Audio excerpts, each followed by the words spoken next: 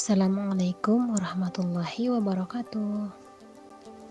Kami dari kelompok 5 yang terdiri dari Kinar Muslimat, Ratnasih, Saidah Ismail, dan Siti Halimah. Nah, di sini kami akan mempresentasikan tentang manajemen resiko bank. Apa itu resiko bank?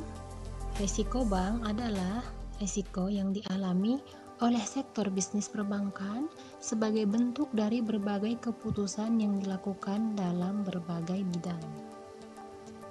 Klasifikasi resiko. Klasifikasi dapat diartikan sebagai ketidakpastian yang menimbulkan kerugian dalam arti finansial atau dinilai dengan uang. Klasifikasi risiko yang sering dihadapi oleh bank diantaranya adalah risiko kredit, risiko pasar, risiko likuiditas, dan risiko operasional. Risiko ini timbul sebagai akibat kinerja debitur yang buruk. Risiko dapat diklasifikasikan sebagai berikut. Yang pertama, spekulatif risk atau risiko spekulatif, yakni risiko yang memberikan kemungkinan untung atau rugi atau tidak untung dan tidak rugi. Yang kedua, pure risk atau risiko murni, yakni risiko yang hanya mempunyai satu akibat, yaitu kerugian. Yang ketiga, fundamental risk atau risiko fundamental, yaitu risiko yang sebab maupun akibatnya impersonal. Baik, sekarang saya akan melanjutkan menjelaskan klasifikasi risiko bank. Untuk yang keempat yaitu risiko khusus. Risiko khusus disebabkan oleh peristiwa individu dan akibatnya terbatas. Yang kelima, perubahan klasifikasi risiko disebabkan adanya cara pandang seseorang terhadap risiko. Yang keenam, guna klasifikasi risiko. Klasifikasi risiko berguna dalam rangka menetapkan suatu risiko. Hazard adalah suatu keadaan yang bersifat kualitatif yang mempunyai pengaruh terhadap kemungkinan terjadinya kerugian ataupun besarnya jumlah dari kerugian yang mungkin terjadi. Hazard terbagi dua. Yang pertama, physical hazard, yang berkenaan aspek fisik dari risiko yang dapat mempengaruhi timbulnya atau besarnya suatu kerugian. Yang kedua, moral hazard, keadaan yang berkaitan dengan sifat, pembawaan, dan karakter manusia yang dapat menambah besarnya kerugian dibanding dengan resiko rata-rata.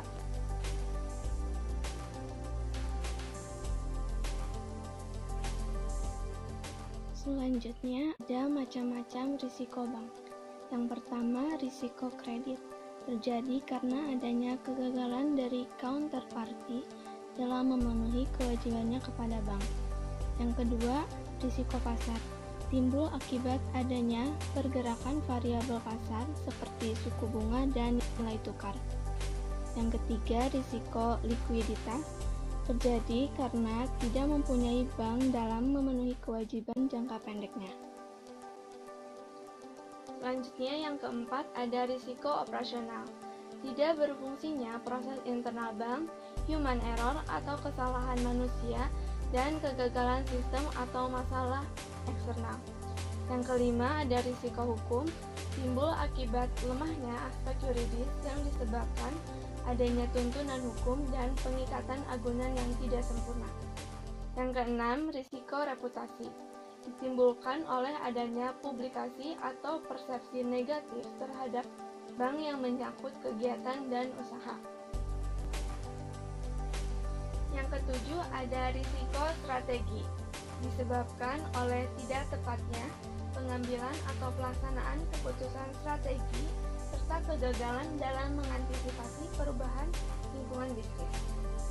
Yang kedelapan, risiko kepatuhan, dikarenakan bank tidak melaksanakan peraturan perundang-undangan dan ketentuan yang berlaku.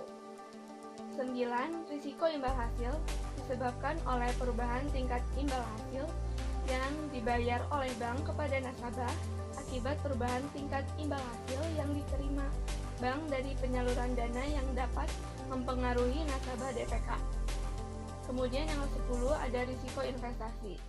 Risiko yang timbul akibat bank ikut menanggung kerugian usaha nasabah yang dibiayai dalam pembiayaan berbasis bagi hasil.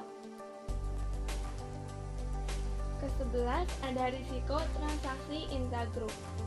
Akibat ketergantungan suatu entitas baik secara langsung maupun tidak langsung terhadap entitas lainnya dalam satu konglomerasi keuangan dalam rangka pemenuhan kewajiban perjanjian tertulis maupun perjanjian tidak tertulis, baik yang diikuti oleh perpindahan dana ataupun tidak. Yang terakhir ada risiko asuransi. Risiko ini terjadi akibat kegagalan perusahaan asuransi memenuhi kewajiban kepada pemegang polis sebagai akibat tidak cukupnya proses seleksi risiko penetapan premi, penggunaan reasuransi, dan atau penanganan hukum. Manajemen risiko bank. Dalam operasional bank meliputi identifikasi risiko, pengukuran, penilaian, dan tujuan. Adalah untuk meminimalkan efek negatif risiko terhadap hasil keuangan dan modal bank.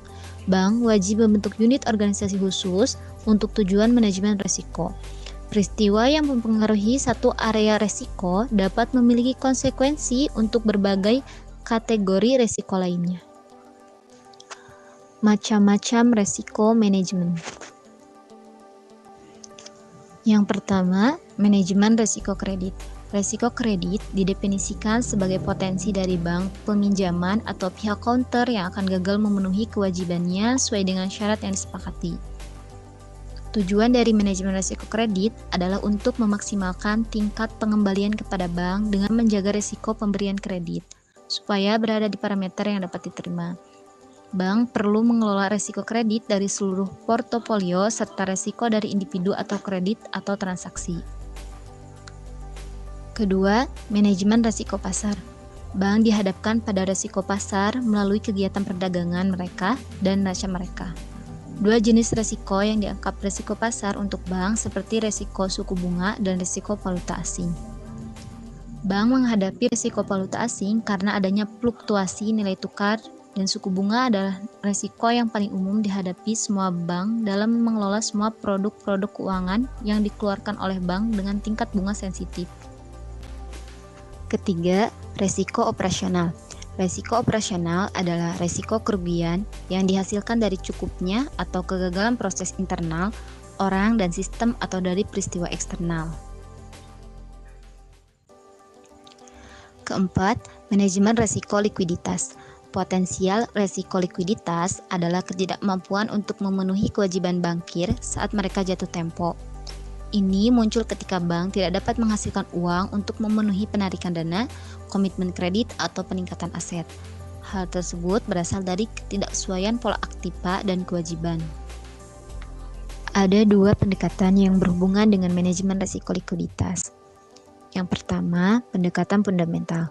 Pendekatan ini digunakan dalam jangka panjang. Dalam pendekatan ini, bank mencoba untuk mengelola risiko likuiditas dengan mengendalikan posisi aset kewajiban.